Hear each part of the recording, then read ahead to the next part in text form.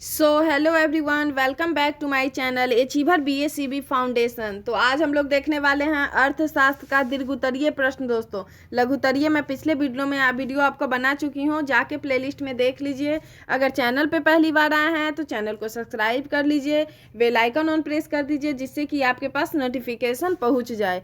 ठीक है, तो प्लेलिस्ट में जाके देख लीजिएगा, लघुत्तरीय का बनाए हुए हैं अर्थशास्त्र का आपको वीडियो।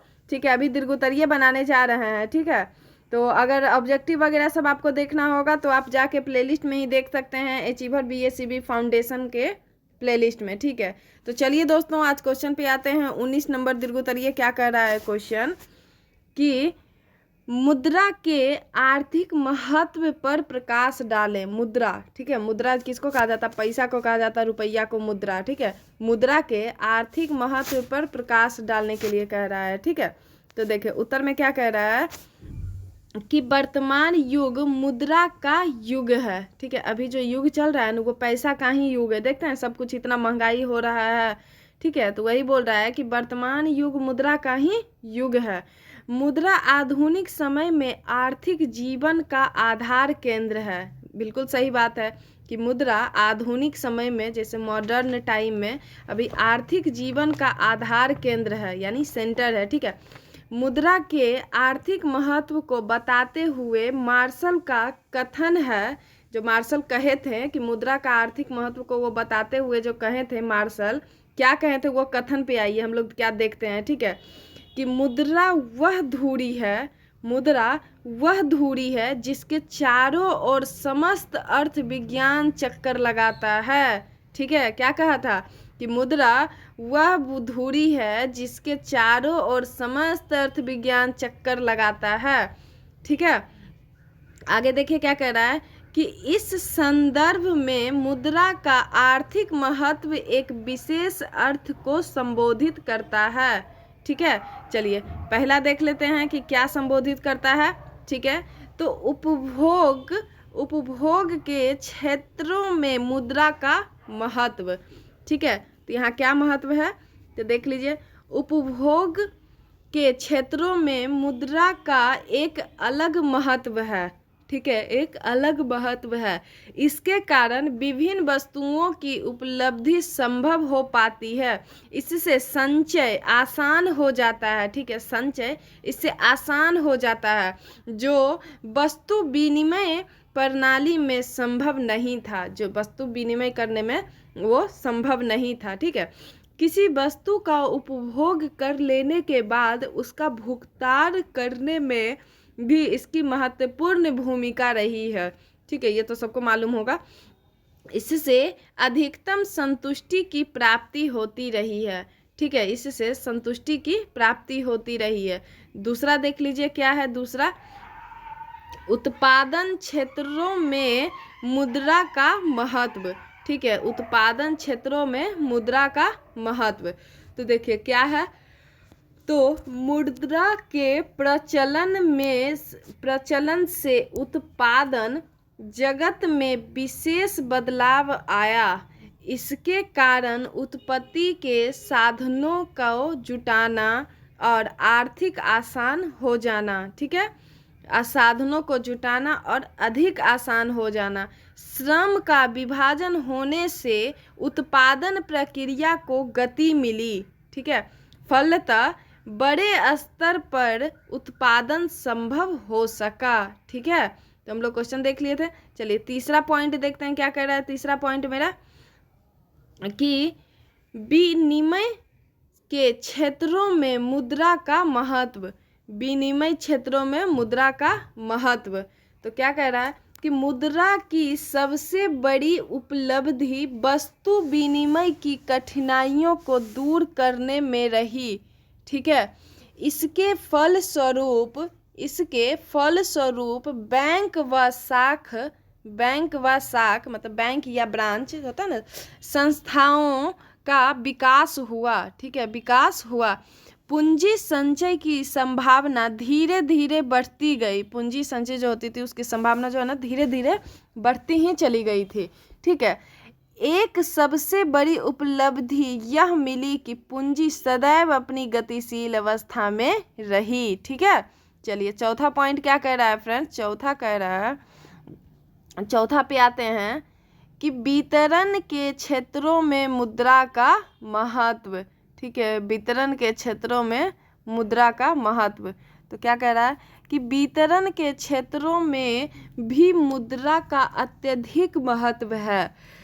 ठीक है, बड़े पैमाने के उत्पादन में लोग संयुक्त रूप से कार्य करते हैं, उन सभी को उनके कार्य का पुरस्कार मुद्रा के रूप में ही प्रदान किया जाता है। ठीक है, चलिए नेक्स्ट देखते हैं, 5वां नंबर ऑप्शन क्या कह रहा है, इसका पॉइंट है जो कह रहा है कि राजस्व के क्षेत्रों में मुद्रा का महत्व। राजस्व मतलब राजा लोग से जो होता है, जैसे आजकल का सरकार जो कहते हैं कि हम लोग के भारत में क्या है, सरकार है। ठीक है, कहीं कहीं के राजा पे कहा जाता है, तो वही कह रहा है कि राजस्व के क्षेत्रों में मुद्रा का महत्व।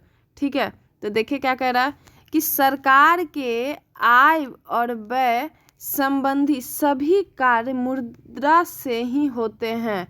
ठीक है, वह जो भी कर लगाती है मुद्रा में ही देना पड़ता है, वह अपना व्यय भी मुद्रा में ही करती है। मुद्रा के कारण सरकार अधिकतम सामाजिक लाभ के सिद्धांत का पालन करने में समर्थ है।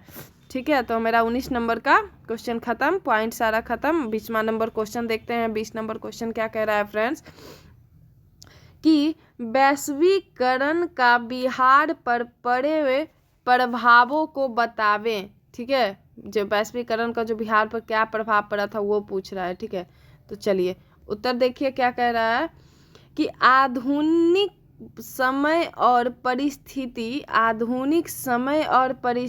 की विचारधारा ही वैश्वीकरण है। वैश्वीकरण ने बिहार की परिस्थिति ही बदल डाली। वैश्वीकरण के कारण बिहार पर पड़े प्रभाव निम्नलिखित है।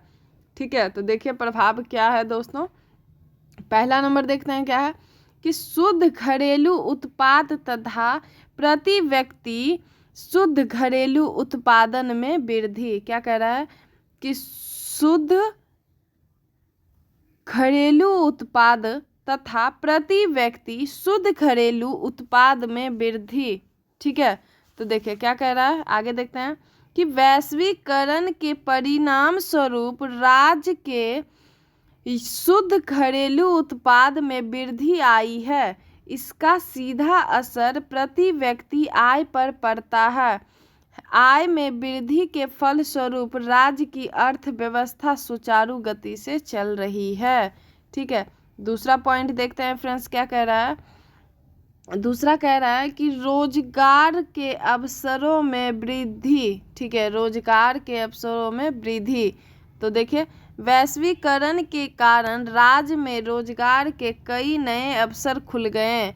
वैश्वीकरण को बढ़ावा देने में बहुराष्ट्रीय कंपनी का योगदान बहुत होता है तथा बहुराष्ट्रीय कंपनियां शिक्षित तथा कुशल श्रमिकों को रोजगार तथा सेवा उपलब्ध कराती है। तीसरा पॉइंट देखिए, तीसरा क्या कह रहा है कि निर्धनता में कमी। सन 1993 से लेकर 94 तक के वार्षिक वित्तीय वर्ष में राज्य में निर्धनता रेखा के नीचे 54.96%। ठीक है, 54.96% प्रतिशत लोग अपना गुजर बसर करते थे। वहीं वैश्वीकरण के कारण 1999 से लेकर 2000 में घटकर 42.6% हो गई। ठीक है, कितना कम हो गया फ्रेंड, देखें ना आप लोग। चलिए आगे देखते हैं तीसरा पॉइंट क्या कह रहा है, चौथा पॉइंट क्या कह रहा है कि बाजारों में वस्तुओं की बहुलता। बाजारों में वस्तुओं का क्या इम्पोर्टेंट है, क्या इसका रोज महत्वपूर्ण है। ठीक है, वो बोल रहा है कि बाजारों में वस्तुओं की बहुलता। वैश्वीकरण ने एक उन्नत बाजार का निर्माण किया। वर्तमान समय में विभिन्न कंपनियों अपने अच्छे उत्पादों को लेकर बाजार में तैयार हैं। प्रतिस्पर्धा के कारण जनता को कम कीमत तथा अच्छी गुणवत्ता वाली वस्तु मिल जाती है, परंतु वैश्वीकरण का एक दूसरा पक्ष भी बिहार के संदर्भ में रोजगार उजागर होता है। वे निम्नलिखित हैं। ठीक है, चलिए पॉइंट देख लीजिए। अब क्या है, पॉइंट नंबर हो जाएगा आपका 1। ठीक है, पहला हो जाएगा, क्या कह रहा है कि लघु एवं कुटीर उद्योग पतन की ओर अग्रसर। ठीक है, क्या कह रहा है, वैश्वीकरण ने बिहार के संदर्भ में नकारात्मक यानी निगेटिव पक्ष को भी उभारा। इसने लघु एवं कुटीर उद्योग को बुरी तरह प्रभावित किया। कई ऐसे कुटीर उद्योग बंदी की कगार पर हैं। आज बहुराष्ट्रीय कंपनियों में सहयोग से नए उत्पादन आ जाने के उपरांत स्वदेशी वस्तुएं बोनी सिद्ध हो जा रही है। कृषि में पिछड़ापन। ठीक है, कृषि में पिछड़ापन। तो क्या कह रहा है कि बिहार एक कृषि प्रधान राज्य है, फिर भी कृषि में किया गया निवेश संतोषजनक नहीं है। बिहार राज्य में कृषि पर आधारित उद्योगों को बढ़ावा मिलना चाहिए, परंतु वैश्वीकरण के कारण इस पक्ष पर ध्यान नहीं दिया जाता है। ठीक है, वैश्वीकरण के कारण इस पक्ष पे ध्यान नहीं दिया जाता है। ठीक है फ्रेंड, तो आज हम दीर्घोत्तरीय भी आपका अर्थशास्त्र का करवा चुके हैं।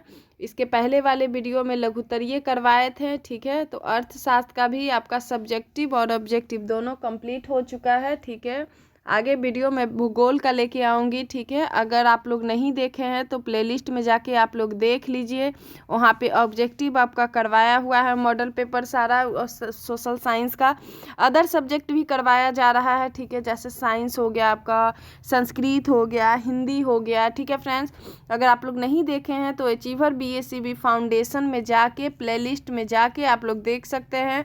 अगर चैनल को सब्सक्राइब नहीं किए हैं तो सब्सक्राइब करके बेल आइकन ऑन प्रेस कर दीजिए, जिससे कि आपके पास नोटिफिकेशन चला जाएगा। ठीक है, आप लोग का फरवरी में एग्ज़ाम है, आप लोग अच्छे से एग्ज़ाम दीजिए। ठीक है, आप लोग अच्छे से देखिए, अच्छे नंबर उठाइए आप लोग। तो आपका अर्थशास्त्र का कंप्लीट करवा दिए हैं, आगे ज्योग्राफी का करवाएंगे, लघुत्तरीय और दीर्घ। ठीक है फ्रेंड, तो अभी के लिए थैंक यू, धन्यवाद।